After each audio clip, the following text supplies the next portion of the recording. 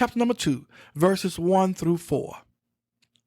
For I would that ye knew what great conflict I have for you, and for them at Laodicea, and for as many as have not seen my face in the flesh, that their hearts might be comforted, being knit together in love, and unto all riches of the full assurance of understanding, to the acknowledgement of the mystery of God, and of the Father, and of Christ, in whom are hid all the treasures of wisdom and knowledge. And this I say, lest any man should beguile you with enticing words. Now, Paul had a heart after God. He had a shepherd's heart. He had their best interests at heart at all times. As a leader over God's people, he could see the future after his departure. What he saw caused him to have great concern for all the saints who had never seen him physically. He had a great concern for the Colossian believers and the church at Laodicea, especially for the Laodicean believers, with good reasons. Because after Paul left the scene, we read in Revelation of the lukewarm condition of the church at Laodicea. He wanted all of their hearts to be comforted, being knitted together in love. Then he says, unto all riches of the full assurance of understanding. Again, it was Paul's desire for all saints to grow in grace and in the knowledge of Jesus Christ. Then he says, in whom are hid all the treasures of wisdom and knowledge. Make no mistake about it, my brothers and sisters in Christ. All that we need is in Jesus Christ. The reason I am sharing all this with you all is that I don't want anyone to beguile or to victimize you with enticing, sweet-talking words. I don't want you to be impressed with their worldly philosophies. Stick with the word of God no matter what. Look at the heart of this man of God. Hallelujah. Look at verses 5 through 7. For though I be absent in the flesh, yet am I with you in the spirit, joying and beholding your order and the steadfastness of your faith in Christ. As ye have therefore received Christ Jesus the Lord, so walk ye in him, rooted and built up in him, and established in the faith, as ye have been taught, abounding therein with thanksgiving. Hallelujah. Now, Paul tells them that though he is absent physically, he is there with them in the spirit, full of joy, constantly watching over them as a shepherd, observing their order and their steadfastness of faith in Christ. He wanted them to stand firm in the apostles' doctrine and to continue to grow in God with thanksgiving every step of the way. All right, let's look at verse number 8. Beware lest any man spoil you through philosophy and vain deceit, after the tradition of men, after the rudiments of the world, and not after Christ. Now, Paul instructs the Colossian believers to be on the lookout, to stay away from the philosophies of men. He told them to stay away from folks who taught the tradition of men rather than the word of God. We are not to build our lives on some worldly system. Rather, we are to live our lives according to what the word of God teaches only. All right, look at verse number 9. For in him dwelleth all the fullness of the Godhead bodily. Now, this is a clear-cut statement of the deity of Jesus Christ. There is not a clearer way to say it. In him dwells all the fullness of the Godhead. All right, let's look at verses 10 through 15.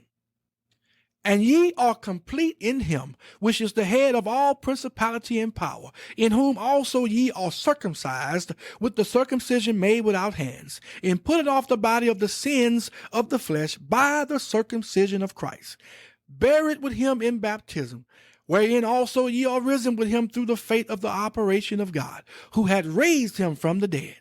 And you being dead in your sins, and the uncircumcision of your flesh, hath he quickened together with him, having forgiven you all trespasses, blotting out the handwriting of ordinances that was against us, which was contrary to us, and took it out of the way, nailing it to his cross. And having spoiled principalities and powers, he made a show of them openly, triumphing over them in it.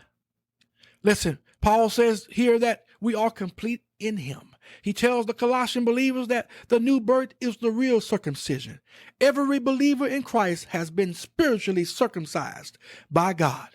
Identification with Christ is putting off the body of the sins of the flesh by the circumcision of Christ, which is a spiritual circumcision. He says that we were buried with him in baptism, When you put your trust in the Lord Jesus Christ, the Holy Spirit baptizes you into the body of Christ. It is by this baptism that we are identified with Christ, and we are also risen with him, journeyed to the living God through the faith of the operation of God who has raised us from the dead. Paul then goes on to show that salvation is not the improvement of the old nature, but rather the impartation of a new nature.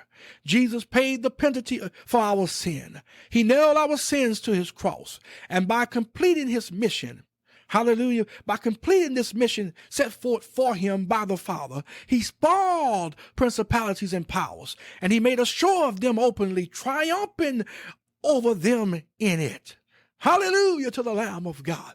The first Adam sold us to sin, but Jesus came and took back what was his. No one can even begin to measure the value of the victory wrought by Jesus Christ for us. Jesus did it all.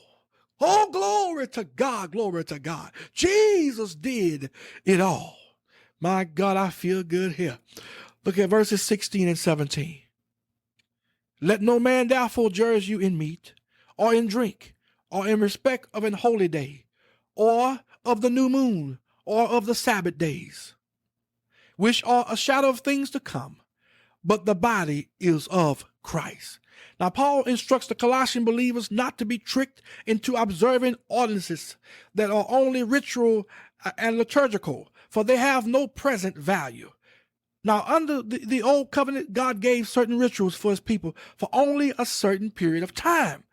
They were only a shadow of things to come. Everything pointed to Christ. Now that Jesus Christ has come, there is no more need for those practices. All right, let's look at verses 18 and 19. Let no man beguile you of your reward in a voluntary humility and worshiping of angels, intruded into those things which he had not seen, vainly puffed up by his fleshly mind, and not holding the head, from which all the body by joints and bands having nourishment ministered and knit together, increaseth with the increase of God. Now here we see that there are two types of humility.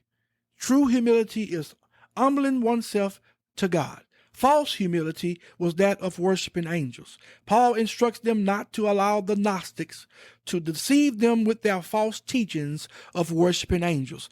God and God alone is to be worshiped.